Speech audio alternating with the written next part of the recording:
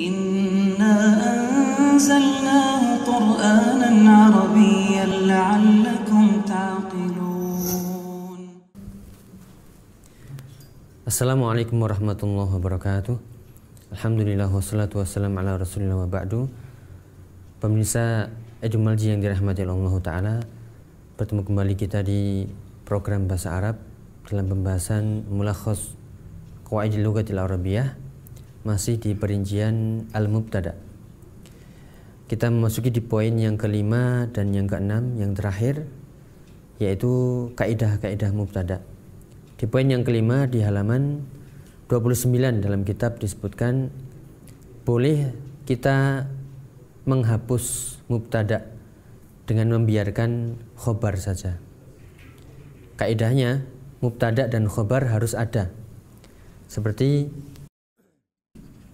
misalnya hadza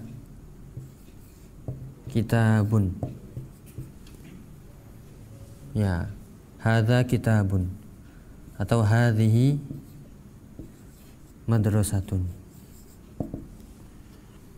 Ini kaidahnya adalah hadza dia sebagai mubtada, hadhihi sebagai mubtada, kitabun khobar, madrasatun khobar.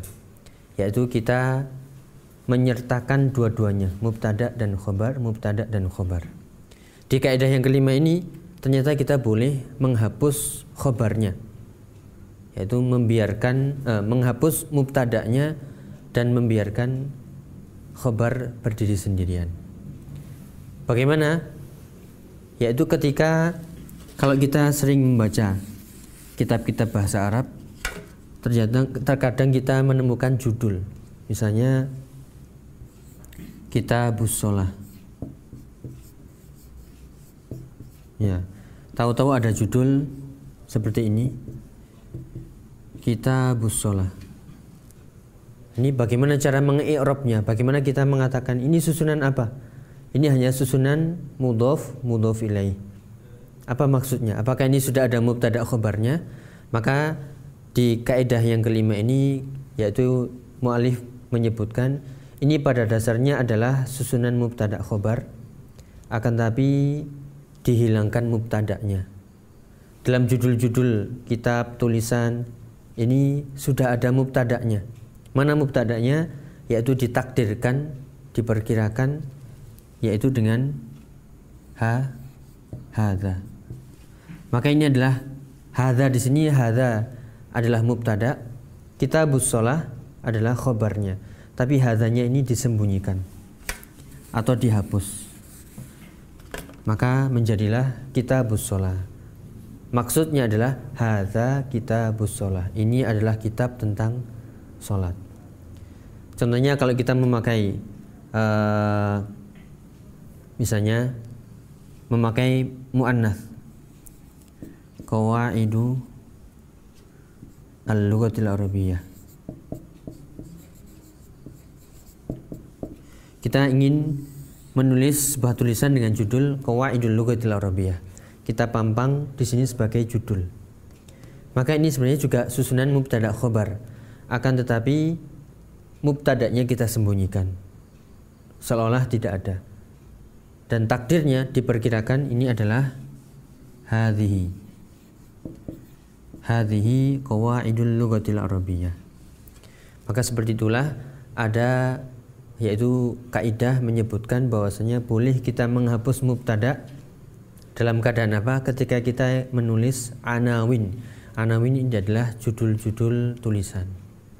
Itu adalah yang pertama. Kemudian kapan kita boleh menghapus mubtada? Dengan membiarkan khobarnya ada begitu saja, yaitu disebutkan dalam kitab, yaitu kita ringkas, yaitu seperti orang tiba-tiba mengatakan alal maktab. Ya, misalnya ada sebuah hiwar, misalnya fulan Khalid, ya, titik dua, mengatakan al maktab. Kalau kita tanya mana mubtadanya, maka mubtadanya adalah pertanyaan sebelumnya, seolah mengatakan, yaitu aina, misalnya kita tulis ainal maktab, ainal kitab. Ada orang lain yang mengatakan sebelumnya, yaitu ainal kitabu. Ya, maka dijawab oleh Khalid, yaitu al maktab. Pada dasarnya ini bukan al maktab. Kalau penulisan sempurnanya adalah al kitabu al maktab.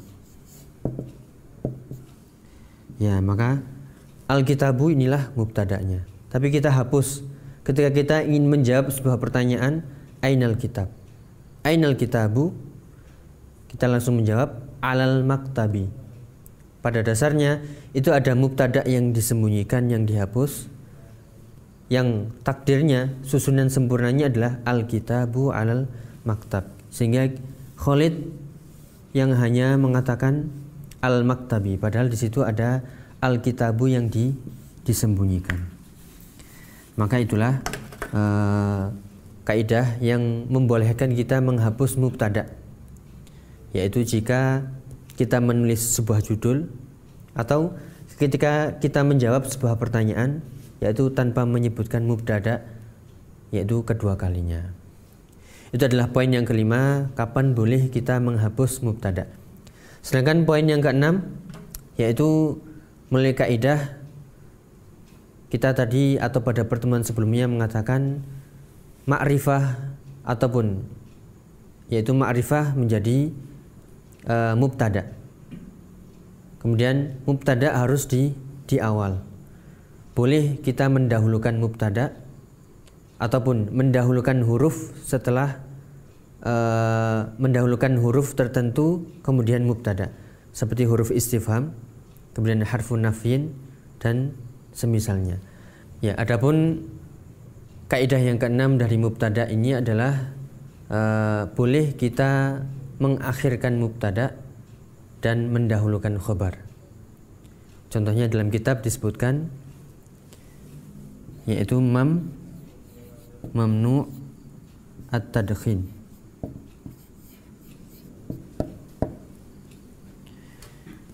Ini kalau kita membacanya yaitu tanpa kaidah bisa jadi salah.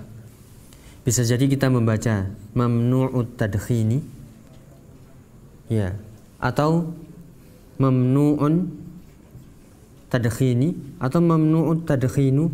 Nah, ini membingungkan. Akan tapi agar kita paham, di sini sebenarnya ada mubtada dan ada khobar. Manakah mubtadanya? Mubtadanya adalah alif lam, akan tapi letaknya di belakang. Khobarnya adalah isim nakirah, namun letaknya di depan. Maka penulisan yang benar adalah mamnu'un at-tadkhinu, yang artinya adalah ini mamnu' ini adalah dilarang, sedangkan at-tadkhin ini adalah merokok. Maksudnya adalah dilarang merokok. Ya, boleh saja kita mengucapkan at-tadkhin, ya, at-tadkhinu mamnu'un, dengan kaidah dasar yang benar, yaitu at-tadkhin mubtada diawali dengan isim ma'rifah dan mamnu'un yaitu khobarnya. Tapi dalam keadaan tertentu boleh kita balik menjadi mamnu'un at-tadkhinu. Maka inilah pengecualian atau di antara kaidah-kaidah mubtada. Seperti yang kaidah dasar utamanya adalah mubtada itu adalah isim marfu'un yaqa'u fi awal jumlah. Isim marfu' letaknya di awal jumlah. Dan kaidah dasar yang kedua adalah mubtada itu harus ma'rifah. Ternyata kita pelajari bisa jadi yaitu mubtada bukan dengan isim ma'rifah tapi dengan nakirah, dengan syarat-syarat dan ketentuan yang telah disebutkan. Demikian juga kaidahnya adalah mubtada harus di awal, akan tapi bisa terjadi di akhir dengan kondisi-kondisi tertentu seperti yang kita sebutkan kaidah yang keenam, mamnu'un at-tadkhin. Pada dasarnya adalah at-tadkhinu mamnu'un, yaitu merokok itu dilarang. Mungkin itu pembahasan kita tentang rincian dari mubtada. ada sekitar 6 kaidah dari kitab Mulakhas Qawaidil Lughatil Arabiyyah. Semoga bermanfaat. Wallahu taala a'lam bishawab. Wassalamualaikum warahmatullahi wabarakatuh.